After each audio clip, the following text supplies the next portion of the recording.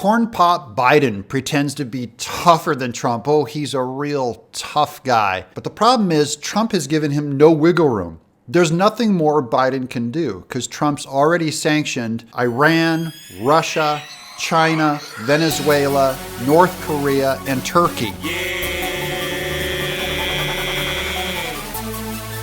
I'm back.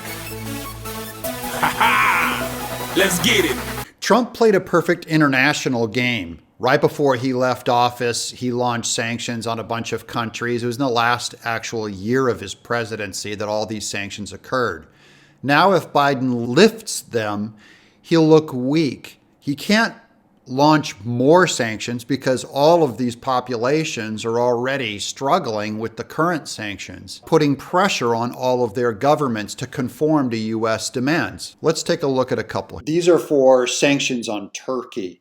Secretary of State Mike Pompeo said in a statement that the U.S. made clear to Turkey at the highest levels and on numerous occasions that the purchase of the S-400 system would endanger the security of the U.S. military technology and personnel and provide substantial funds to Russia's defense sector as well as Russian access to the Turkish armed forces and defense industry. Monday's sanctions target officials leading Turkey's military procurement agency and the agency itself, cutting it off from loans from the Export-Import Bank of the U.S. and international lenders. Here's news just this week on the Venezuela sanctions. This is February 8th. U.S. sanctions targeting Venezuela have likely had a negative effect on the South American country's economy, a report published Monday by a U.S. government watchdog said.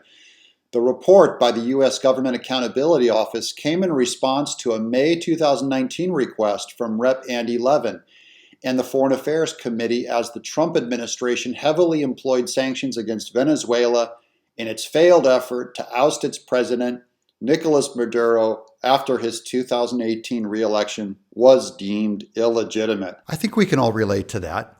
Here's sanctions against Russia. Secretary of State Mike Pompeo announced sanctions against 7 individuals and 4 entities that are part of a Russia-linked foreign influence network associated with accused Russian agent Andriy Derkach, designating them for their involvement in efforts to try to influence the election. It's time for our favorite chibi figure, Kim Jong-un, who demands that Biden lift sanctions or there's going to be nuclear trouble. North Korean leader Kim Jong-un is marking the impending end of the Trump administration early by leveling a major threat to expand Pyongyang's nuclear weapons and missile programs unless the incoming Biden administration dials back America's hostile policy toward North Korea. Then I'm over here at CNN and the Chinese state media bids good riddance to Trump. No one came after China more than Trump.